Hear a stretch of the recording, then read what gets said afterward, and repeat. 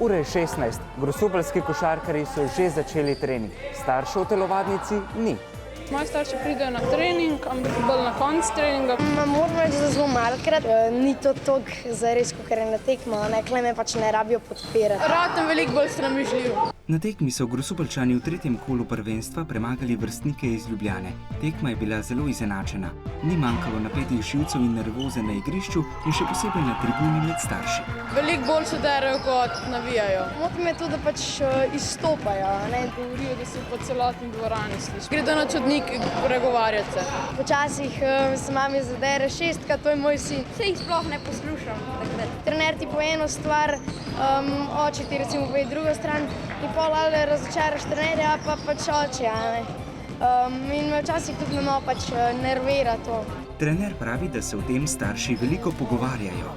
Če pa so te izgredi in izpadi prehudi, pa enostavno prosimo starše, naj zapusti telovadnico, saj s svojim obnašanjem moti mene, igralce in vse ostale, ki so udeleženci tekme.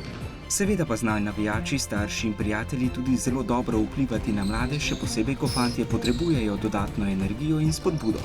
Moji starši navijajo zato, da vpliv celotne ekipe, a ne da bi zmagali. Mi dajo to motivacijo, da mi govorijo, da bom dober. Po eni izmed številnih raziskav si mladi športniki bolj kot zmage želijo ekipnega duha, veselja in druženja s prijatelji. Očitno pa je tekmovalni duh na strani staršev.